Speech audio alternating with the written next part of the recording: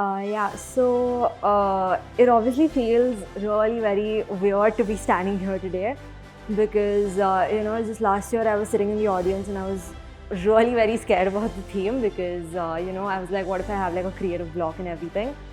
But obviously, like, that's not the case, and time really flies by, and then I'm standing here today. A little bit about myself. So before joining JD, fashion was like not at all in like my thing. I really didn't want to go with like something, into like a creative field basically. But my parents pushed me for this because all of these things were like my hobby, like doing embroidery or like just stitching like some small things in school. And that's how I ended up in JD. And I was like a very introverted, a very shy kind of person initially, but then obviously I was a part of like a lot of things like the council, and I did a lot of fashion shows like backstage and everything, and I feel like that's what has got me to like stand here today and like speak in front of a camera. I think JDDA was one of like the biggest opportunities that I've received in my like entire life, like a very big platform.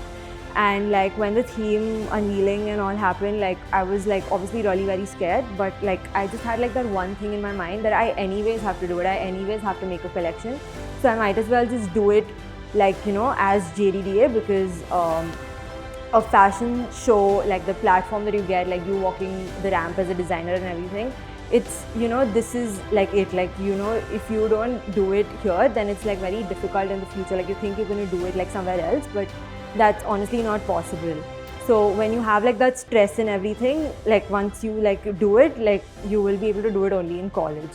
And obviously like the initial like stages and all will be really very stressful, but in the end it'll all make sense. And like I was like a solo designer, I didn't have any like team members, but JDD is not like a one-man show. Like you really need a team with you. Even though I had like so many rejections in the beginning, like that rejection, you need to take it as constructive criticism and like go on with your work. And I'm so glad that I didn't give up and I didn't like back out last minute, because like there were so many people backing out and I was like, yeah, big deal even I'll back out. But then I'm so like happy that I didn't, because I have like a collection of my own now, and I'm really very happy to have had that. So like just a bit of like a small advice to all of y'all, in the entire like your journey, you will feel like giving up like a million times. You'll be like, I don't want to do this, it's not working out.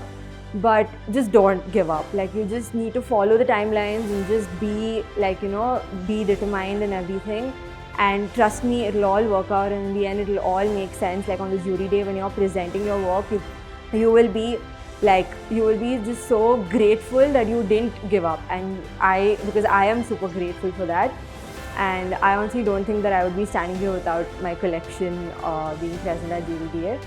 So yeah, thank you to all of my mentors and everyone literally.